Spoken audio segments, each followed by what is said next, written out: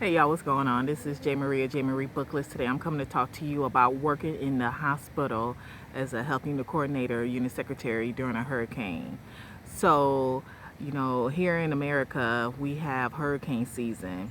And on the West Coast, it starts a little bit earlier, but on the East Coast, it starts in June 1st.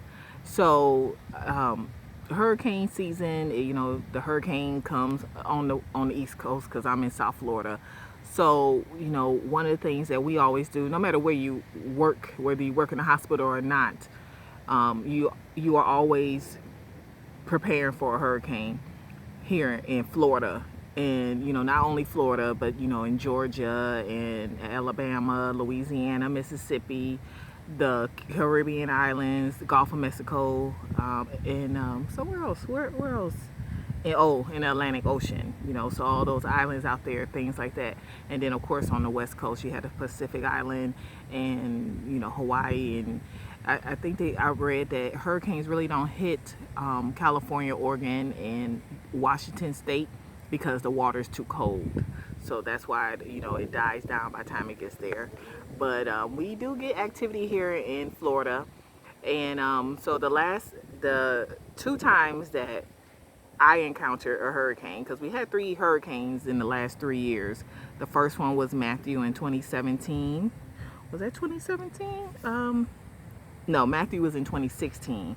And then Hurricane Irma was in 2017. And then last year in 2018, we had Hurricane Matthew.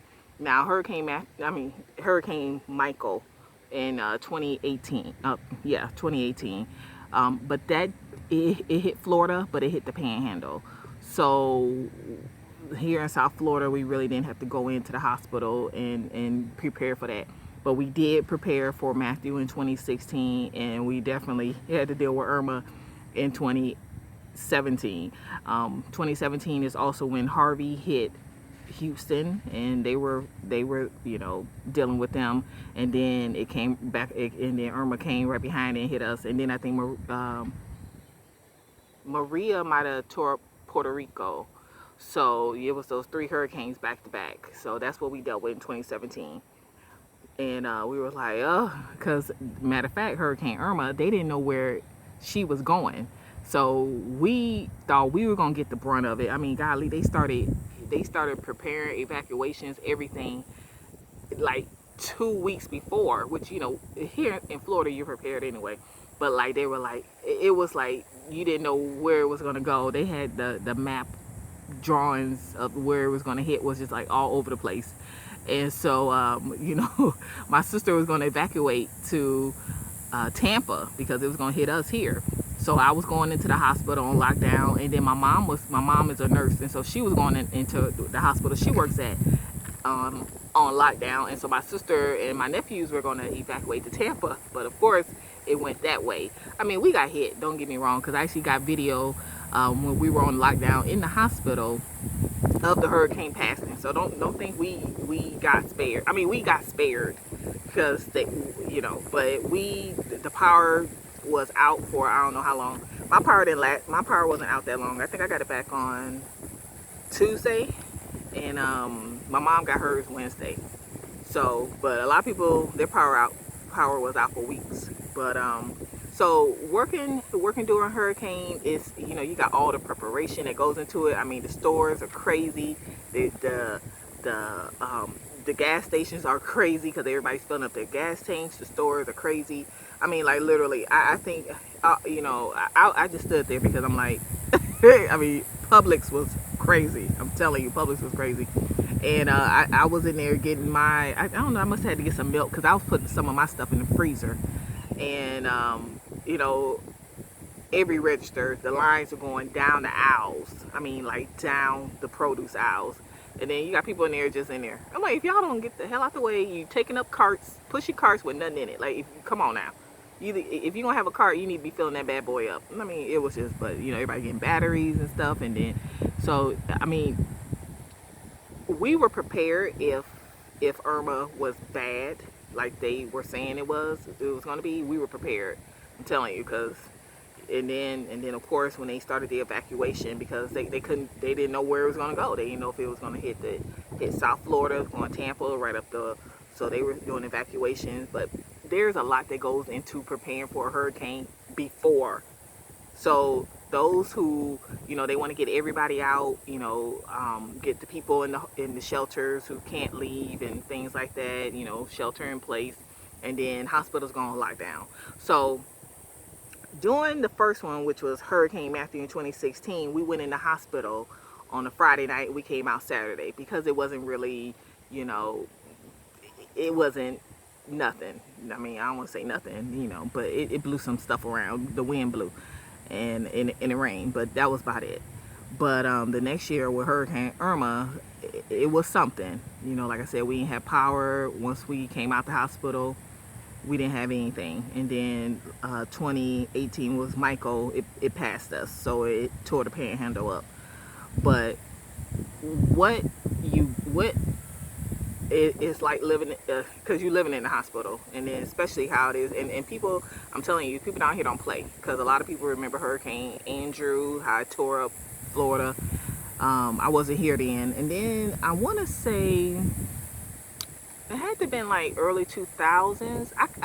I vaguely remember. I guess because I was here in Florida, but I was up in the Panhandle, and I remember the evacuation, but I don't really remember it tearing up anything. But a lot of the nurses and the staff who were, here down here remember being in the hospital for weeks. So, it's just one of those things. So everybody, look, I'm telling you, people are prepared. People are prepared. And golly, I didn't realize there's so many damn people down here, y'all. Golly. I mean, because the power was out. And so there was no, well, yeah, power was out. It was coming on all just random where the power came on at. So we were at four-way lights, like intersections, people just driving all kind of way. I was not going through intersections, major intersections, because nobody, when the lights are out, it's a four-way stop. Yeah, no. Oh my goodness, I was scared. And then I was like, I don't know how, and people driving at night with no lights, like it's dark outside, there's no power, and then you driving your car with no lights on, like, oh my God. And then it was hot, and then because I was in my apartment, and I had to open the window. Well, I had the sliding door open, and I could just hear the birds. I can hear every creature God ever made just making noise. I'm like, oh my God, this would sound like at night, pitch black. I'm like, oh, there's no way I would have went outside. No way I'm opening my door. You hear me? So, so the first one, Hurricane Matthew in 2016, we went in Friday night. We came out Saturday. Hurricane Irma in 2017, we went in Saturday morning, and we came out Monday. So Saturday, because the way we have it is you have someone like a secretary. I'm talking about secretaries, and it applies to nurses, but now I'm talking about secretaries. So you have, depending on how many secretaries you have, they do their list soon before hurricane season even starts. They have a list of who's going to work. So you're either going to work before the hurricane or after. Before the hurricane means like you go in the hospital, and you're there in the hospital during the hurricane. And then once the hurricane is over and they get the all clear, then the people who weren't there, if they can come, they come in, and so these people can go home, because you're on the clock. You're on the clock from the time you get there until the time you leave. You are on the clock. Even when you're asleep, you're on the clock. So so I always sign up for during, because I ain't gonna be at home with no power. What kind of system that be? And I'm gonna get that money always. And then my mom, of course, same way. Yeah, I'm gonna go get this money. That's what I'm gonna do, and be somewhere safe. My mom's like, the hospital's the safest place to be during a hurricane. Exactly. So so I always signed up for before, and so when time came, they verified who's working, your phone number, you sure you're gonna, okay. So we go on in there, we get our stuff, we bring our stuff in, and you don't know how long you're gonna be here. You're watching the news and everything. So I got there that morning. Now it was my day off. It was my day off. Well, let me rephrase that. It was my day to work, but I did go in. So I went in like it was because it was my day. It was during it was the weekend. I always work the weekend, so it was my day to work. So I just got there. I didn't get there at 7. I came in. So the other secretary was there because she was going to be leaving. So because it didn't make no sense for me to come in. 7. Is that right? Or did we do that the year before? See, now I'm confused. Because I think the year before. Because the year before we went in on a Friday. Well, this day we went on a Saturday. But I want to say she was there. No. I think I came in. I think I came in at 7. Because it would have been my day to work anyway. So I just came on in. I think the year before she was there and then she left. And, yeah, I think that's what, and then it was nothing. Because I did come in because I came in at, 6.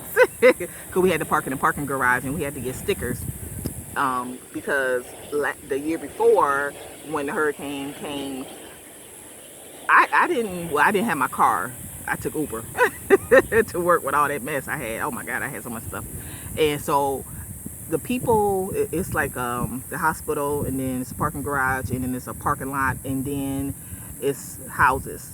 And the people that lived in the houses were parking in the parking garage. So there was nowhere for the employees to park.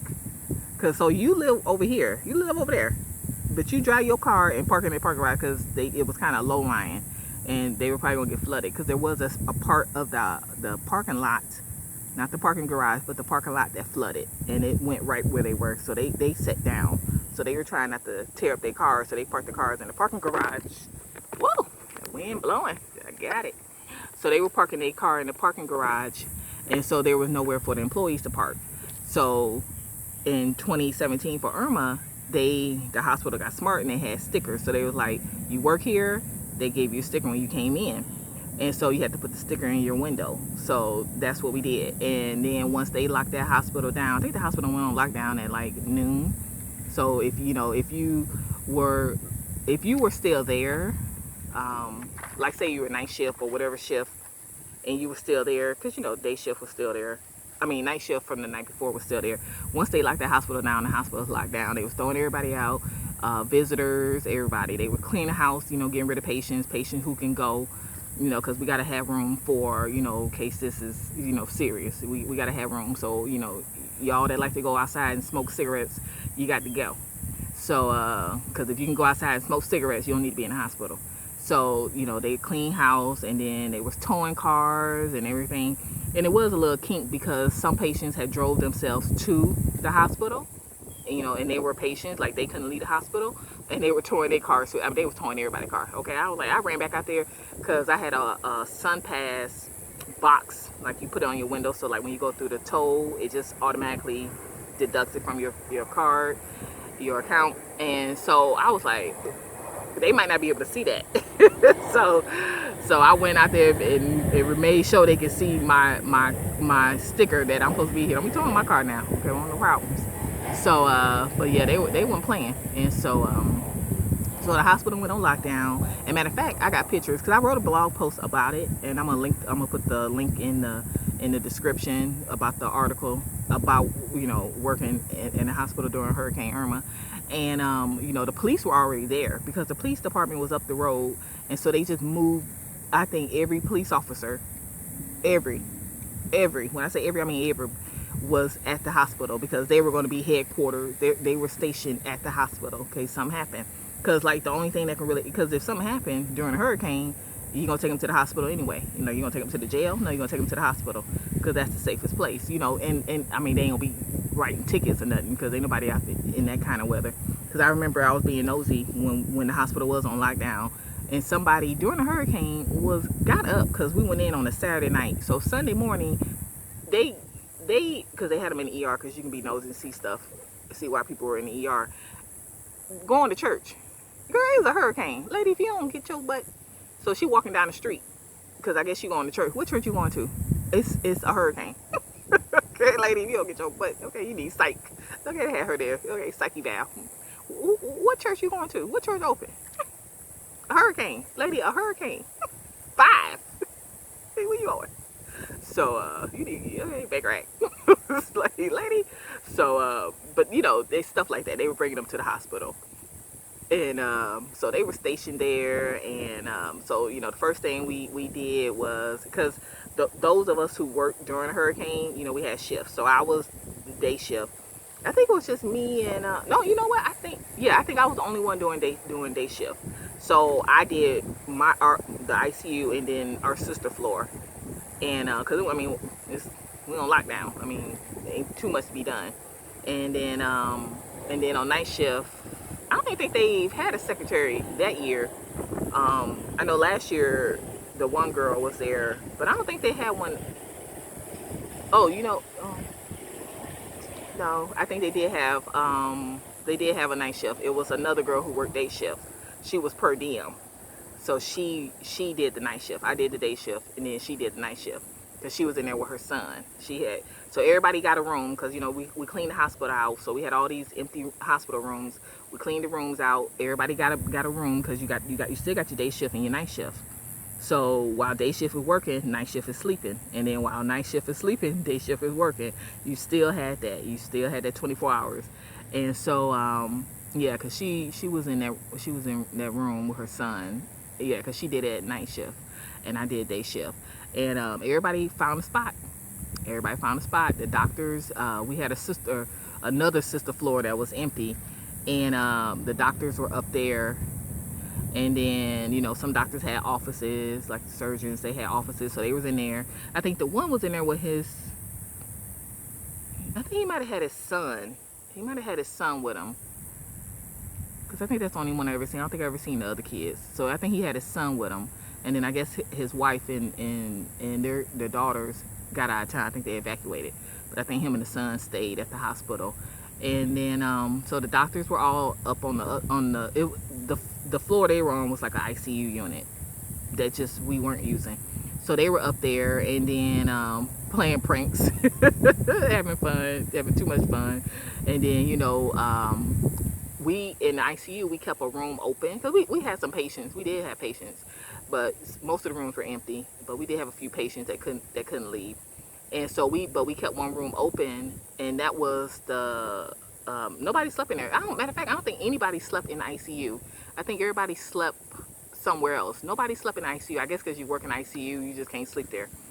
But we did keep a room open, and that was the room for, you know, so like say we were working, day shift was working, night shift, if they need they sleep, but then they need to get them to go to the bathroom. Instead of using the regular bathroom, they would come in there and use the bathroom.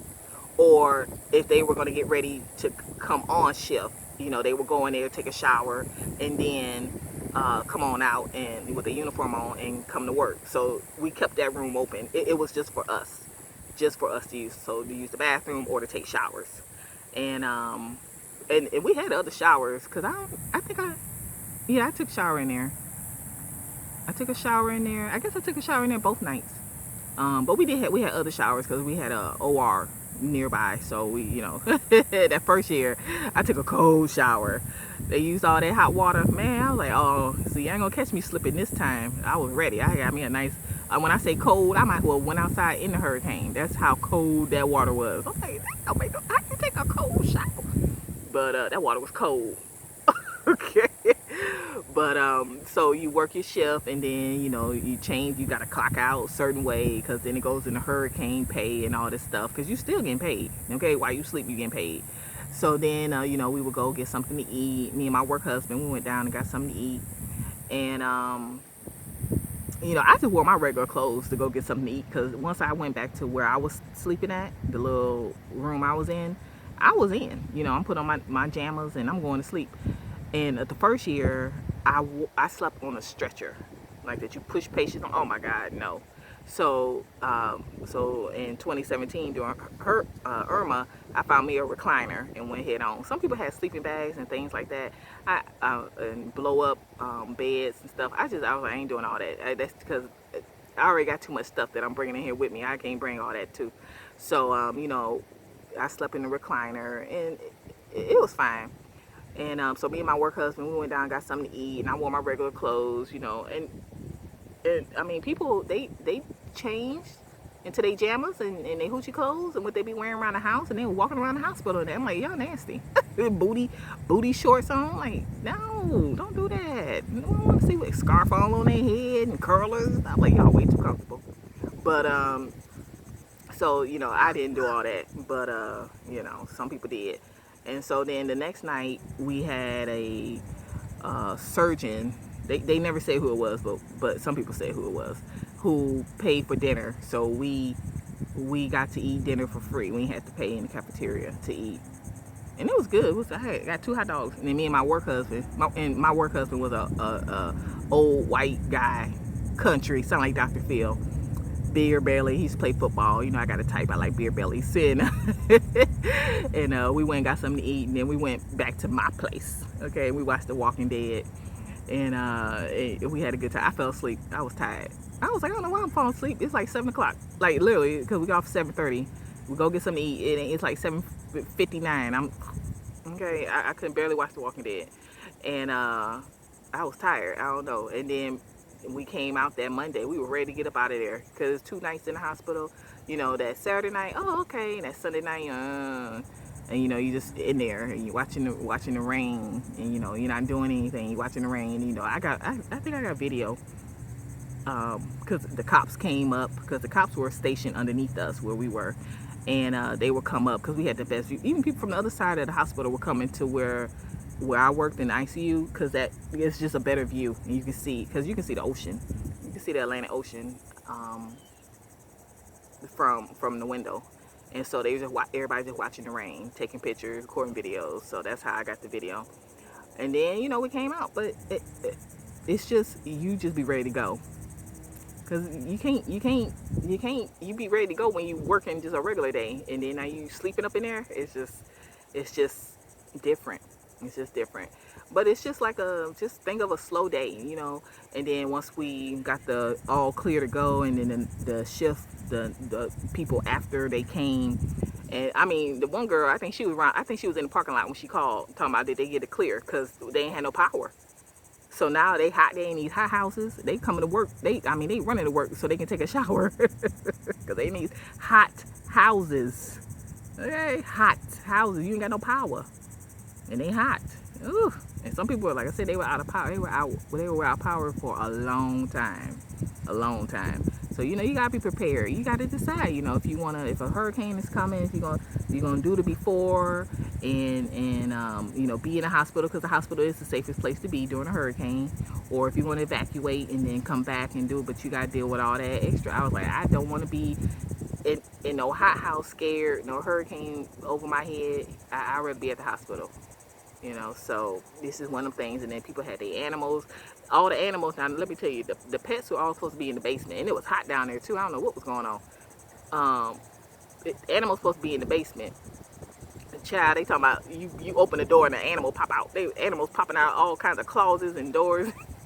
People was hiding animals. Hiding animals all over the hospital. Dogs supposed to be here. It's like a dog. Okay. Child, they had animals everywhere. People were sleeping in all kind of crazy places. This one guy had him and his family was sleeping in like the clean supply, dirty supply room. It's like, y'all, when I say people were sleeping wherever, they were wherever. I'm like, y'all need to, okay, y'all need to, you need to get in where you fit in. I wasn't sleeping in, I wasn't sharing a room. So I had like a little, like where they do exams, and where you get ready to go, when you're going to go have a procedure done, they have a little room, where they prep you. I slept in there. And there was, somebody had a son that was coughing. That's what woke me up. All that damn coughing. That's probably why I was so tired, because all that coughing, I couldn't sleep. But it was an experience. You just with your coworkers, it's just, you just don't leave once your shift is over. You just in the hospital, and you got to sleep in the hospital. But it was really no drama. Everybody got in where they fit in, and once the shift was over, they went to their spot and they got ready. People was drinking. You just got to find a spot where you can sleep. Like, I know where in our unit, like I said, nobody slept in the ICU. They slept in this one room, this conference room, but it was right by the elevators. So, people in and out the elevators. I don't know how they did it. Probably 'cause they was drinking up in there. Okay, that liquor put them to sleep. But I slept somewhere else where it was nice and quiet and everybody minding their business except the little boy coughing. But other than that, it was fine. Look, working in a hospital during a hurricane, it's just, you just watch time go by. We, like I said, because of the hurricane, it went towards Tampa and flooded them. Like I said, all we had was power outage, leaves everywhere. Oh my God, it took weeks for them to get all the debris from the road. I mean, when I say, it probably took months to get all the debris from the side of the road, from all the down trees and everything, because it took a long time for them to get the power back on. A lot of people were without power for a long time. But you know, it's just being in the hospital and being prepared and being ready for anything that can happen. So y'all, I will talk to you later. You can follow me on my blog. It's J. Marie Booklets. That's where I talk about being a health unit coordinator. And I'll talk to you later. Bye.